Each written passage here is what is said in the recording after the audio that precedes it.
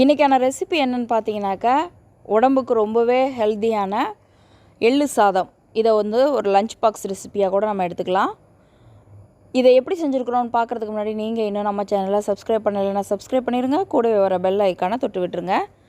இதுக்கு ஒரு பேனில் 1 டேபிள் ஸ்பூன் அளவுக்கு கடலைப்பருப்பை போட்டு மிதமான தீயில் நல்லா வறுத்து எடுத்துக்கலாம். உங்கள்கிட்ட கடலைப்பருப்பு இல்லை அப்படின்னாக்கா கூட உளுந்து பருப்பு கூட நீங்கள் சேர்த்துக்கலாம். 2ல் ஏதாவது ஒன்று சேர்த்துக்கலாம். இல்லை 2மே உங்களுக்கு பிடிக்கும்னாலும் இதில் 1 ஸ்பூன் அதில் 1 ஸ்பூன் கூட சேர்த்துக்கலாம். நம்மளோட விருப்பம்தான். கூடவே 1 டேபிள் ஸ்பூன் சீரகம். உங்களுக்கு சீரகத்தோட ஃப்ளேவர் பிடிக்கல அப்படின்னா ஸ்கிப் பண்ணிடுங்க. சீரகம் சேர்த்து செய்யும்போது இன்னுமே டேஸ்ட் ரொம்ப நல்லாயிருக்கும். இது நல்லா ஃப்ரை ஆகட்டும். இது நல்லா ஃப்ரை ஆனதுக்கப்புறம் ஒரு பாத்திரத்தில் நம்ம மாற்றி எடுத்துக்கலாம். சீரகம் போட்டதுக்கப்புறம் ரொம்ப நேரம் நம்ம வறுக்க வேண்டியதில்லை. சீரகத்துலேருந்து மணம் வந்ததுக்கப்புறம் நம்ம ஒரு தட்டில் மாற்றி எடுத்துக்கலாம். எள்ளு பார்த்திங்கன்னா உடம்புக்கு ரொம்பவே நல்லது. நம்மளோட எலும்புக்கெல்லாம் ரொம்பவே நல்லது. இப்போது காஞ்ச மிளகாய் ஒரு 10லேருந்து 12 வரையும் நான் எடுத்துருக்கிறேன். இந்த மிளகாய் அவ்வளோவா காரம் இல்லைங்கிறனால நான் நிறையா எடுத்துருக்கிறேன். உங்களோட மிளகாய் எவ்வளோ காரம் இருக்குங்கிறத பார்த்து அதுக்கு தகுந்த மாதிரி எடுத்து நல்லா வறுத்து எடுத்துக்கோங்க. வெறும் பாத்திரத்தில் தான் நான் வறுக்கிறேன். உங்களுக்கு வேணும்னாக்க லைட்டாக எண்ணெய் ஊற்றிக்கோங்க.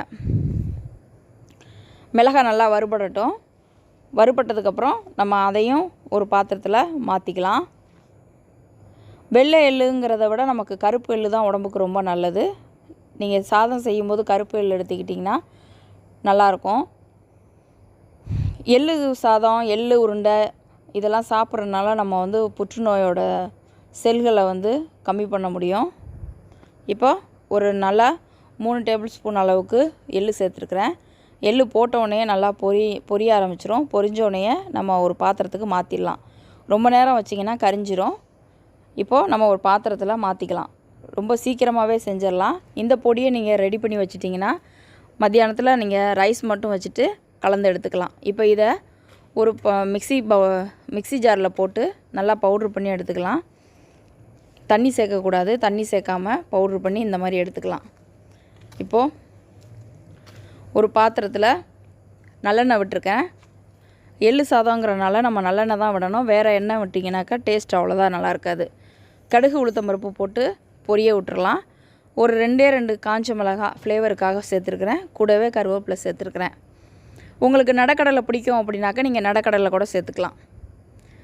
இப்போது எல்லாம் நல்லா ஃப்ரை ஆனதுக்கப்புறம் வடித்து ஆற வச்சுருந்த சாதத்தை இது கூட சேர்த்துடலாம். சாதம் நல்லா ஆறி இருந்தால் தான் உதிராக வரும். அப்படி இல்லைனாக்கா நல்லா குழஞ்ச மாதிரி ஆயிரும். இப்போ சாதத்தையும் போட்டு நல்லா ஃப்ரை பண்ணி விடுங்க. தேவையான அளவு உப்பு போட்டுடலாம். நான் சாதத்தில் கம்மியாக தான் உப்பு போட்டுவேன். அதனால் உப்பு போட்டிருக்கேன். நீங்கள் உங்களோட டேஸ்ட்டுக்கு தகுந்த மாதிரி போட்டுக்கோங்க. போட்டுக்கிட்டு நல்லா தேவையான அளவுக்கு நம்ம எள்ளு பொடியை அதோடு சேர்த்துடலாம். இந்த பொடியை நீங்கள் ஃப்ரிட்ஜில் ஸ்டோர் பண்ணிங்கன்னா ஸ்டோர் பண்ணி வச்சுக்கலாம். 20 நாள் வரையும் ஸ்டோர் பண்ணி வச்சுக்கலாம். ரொம்பவே நல்லாயிருக்கும். இந்த மாதிரி போட்டு நல்லா சாதம் உடையாத அளவுக்கு நல்லா கலந்து விடுங்க. அவ்வளோதான், நம்மளோட எள்ளு சாதம் ரொம்பவே ரெடி ஆகிட்டு. இது குழந்தைங்களுக்கு ரொம்பவே பிடிக்கும். குழந்தைங்களுக்கு உடம்புக்கு கூட நல்லது. கண்டிப்பாக ட்ரை பண்ணுங்கள். நம்ம சேனலை சப்ஸ்கிரைப் பண்ணுங்கள். உங்கள் ஃப்ரெண்ட்ஸோடு ஷேர் பண்ணுங்கள். தேங்க்யூ.